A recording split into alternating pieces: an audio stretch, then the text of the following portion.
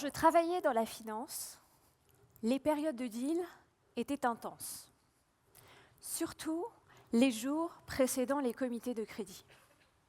Une nuit, j'en ai même fait un cauchemar. On me demandait de présenter un dossier à tous les grands patrons irlandais avec leur accent plus imbitable les uns que les autres. Et dans mon cauchemar, ça s'était très très mal passé. Ce matin-là, je me réveille, soulagée que ce ne soit qu'un mauvais rêve. De toute façon, c'est toujours le boss de l'Europe qui présente. Alors bon, c'est pas à moi, la petite jeune, qu'on risque de demander. Je respire. Sauf qu'une fois dans le métro, je consulte mon BlackBerry, à l'époque, un BlackBerry. Et là, message du boss en question, une ligne laconique à l'anglaise, « Munia, you are presenting today ». Munia, c'est toi qui présentes aujourd'hui. J'étais pétrifiée. Je crois que je l'aurais tué. Mais je n'avais pas le choix, et du coup, j'y suis allée. Et contre toute attente, j'ai fait forte impression. Tout ça pour vous dire qu'à une époque de ma vie, je ne faisais mes premiers pas que contrainte et forcée. Qu'après en avoir évité beaucoup, j'ai fini par en faire de moi-même et même par accompagner ceux des autres en tant que coach.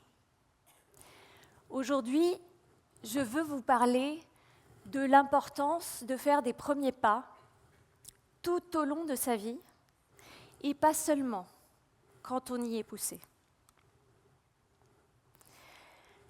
En tant que jeune adulte, et j'en vois beaucoup dans la salle, vous avez fait de nombreux premiers pas. Vous avez choisi une filière, passé des examens, peut-être même fait vos débuts en entreprise. Et vous devez ça à vos efforts, bien sûr. Mais pas que. Vous devez ça aussi au regard des autres. Et oui. Et au fond, quoi de plus normal que de vouloir rendre fiers vos parents, vos professeurs, vos collaborateurs, leur montrer qu'ils avaient raison de croire en vous, ou à l'inverse, qu'ils avaient tort de vous sous-estimer.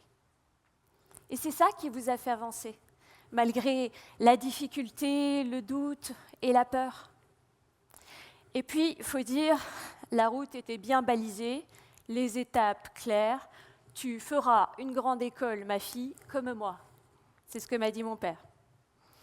Alors, on suit le mouvement, sans trop réfléchir. Après tout, les autres savent mieux, pas vrai? Ces premiers pas-là, ils sont essentiels. Ce sont eux qui nous permettent de faire société. Sans cette pression qui nous pousse de l'avant, je vous garantis qu'on resterait tous chez papa-maman jusque tard dans la vie. Mais, parce qu'il y a un mais, le regard des autres qui nous a tant portés devient un frein dès lors qu'on dévie de leur attente, qu'on sort du cadre, qu'on veut réévaluer nos choix de vie. Allez donc dire à vos proches qu'avec votre super diplôme en poche, vous partez faire du pain sans gluten au fin fond du Larzac. Alors, on hésite, hein. On attend un signe, une main tendue, le bon moment. Et avec le temps, les premiers pas se font de plus en plus rares. On vit avec ceux qu'on avait fait 10 ans auparavant. On continue sur les mêmes rails, on gagne plus d'argent, on achète un appartement. Bref, on pose nos valises et on se laisse porter. Ça y est, on est arrivé. Sauf que derrière les images Instagram, il y a parfois un job vide de sens, un couple éteint, une vie d'automate. On aimerait s'échapper, partir, mais vite, on se raisonne. Et si c'était pire ailleurs? Là, au moins, on sait à quoi s'en tenir. Et puis, on s'est habitué. On s'accroche à ce qu'on a parce qu'il y a trop à perdre, parce qu'on a peur, parce que partir, c'est mourir un peu. Même si rester, c'est mourir lentement. Mais ça, on ne le sait pas encore. Sur le moment, on préfère le confort du connu à l'incertitude de la nouveauté. Jusqu'au jour où la vie nous appelle. La vie nous appelle à faire de nouveaux premiers pas. Au détour d'un licenciement ou d'une rupture, ou simplement usés par les années perdues à attendre que quelque chose change, certains osent initier l'action. Et ça tombe bien, car la loi des probabilités est claire. Demander de l'aide, une promotion, c'est augmenter ses chances de l'avoir. Et donc, d'avancer dans la vraie vie. S'abstenir, c'est finalement privilégier son image. Je crois, au fond, qu'on a plus peur de passer pour un boulet que de demander. Qu'on a plus peur de passer pour un con que de poser une question. Qu'on a plus peur de passer pour un loser que d'échouer. Et c'est là qu'on comprend. C'est là qu'on comprend qu'il va falloir faire un choix. Donner le change ou avancer. Instagram ou la vraie vie. Parce que à quoi bon avoir une super image si on n'ose même plus respirer?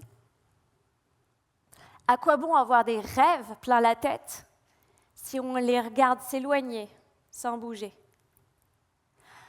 À quoi bon avoir la vie parfaite sur le papier si on ne ressent plus rien à l'intérieur? Car voilà ce qu'on ne vous dit pas. Ce que vous n'exprimez pas de vous dans le monde réel, tangible, ça n'existe pas. Ou disons que ça n'existe qu'en potentiel, qu'il faut agir pour le matérialiser, et que le potentiel inexprimé devient, avec le temps, la voie du regret. Le plus fréquent en fin de vie, c'est d'avoir vécu la vie que les autres attendaient de nous, et pas celle qu'on voulait vraiment. Alors, certains vont prendre leur courage à deux mains et larguer les amarres, oser la grande aventure d'être soi. Ils vont quitter le monde connu vers le grand large, à la recherche d'un trésor dont ils pressentent vaguement l'existence. Car, comme l'a dit Paolo Coelho, les bateaux sont plus en sécurité au port. Mais ce n'est pas pour ça que les bateaux ont été construits.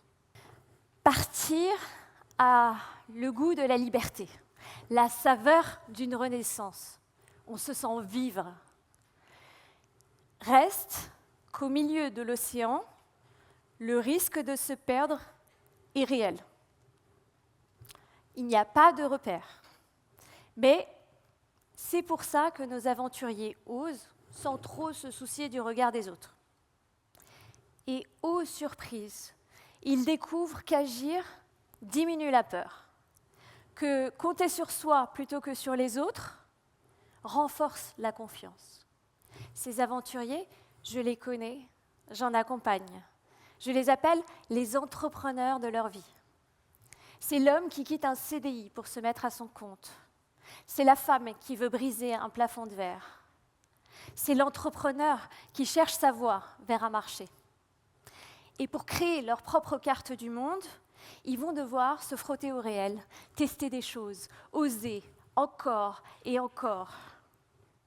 Et en multipliant les initiatives, forcément, ils vont se heurter de plus en plus à l'écart qui existe entre leur carte et la réalité, soit la définition de l'échec pour la plupart des gens.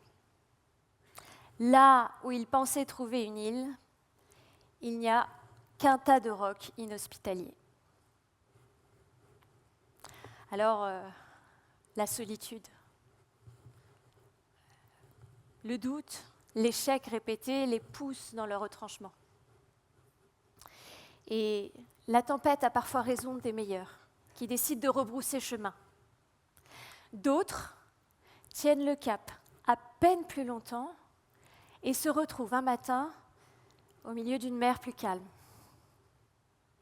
Ceux-là comprennent. Et voilà les 4 secrets qu'ils partageront avec les autres à leur retour. Le trésor n'est pas au bout du chemin, mais dans le chemin lui-même, dans la personne qu'on devient, dans le nouveau regard qu'on porte sur le monde et dans notre capacité à l'assumer.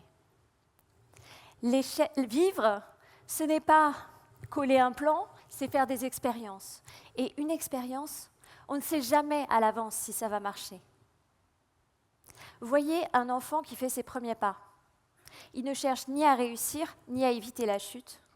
Il avance, un pas après l'autre. Quand on vit sa vie comme une expérience, alors il n'y a plus de cases à cocher, plus rien à réussir. L'échec n'est pas un obstacle, mais une boussole. Une boussole qui nous a permis de créer notre carte du monde. Parfois, la réalité colle au plan et c'est un succès. Et parfois, la réalité diffère de notre carte et on appelle ça un échec. Mais dans les 2 cas, ce n'est que le retour de l'expérience qu'on fait du réel. Enfin, vivre, la vie vécue, requiert de composer avec le réel tel qu'il est.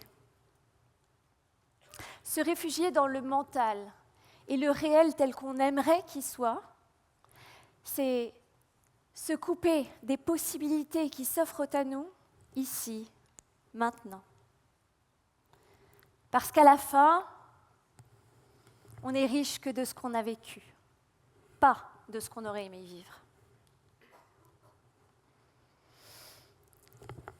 Finalement, certains passent leur vie à suivre des cartes dessinées par d'autres, qui leur promettent bonheur et réussite.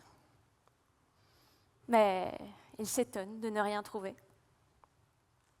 Certains comprennent un jour qu'il y a un temps pour plaire aux autres et un temps pour se plaire à soi.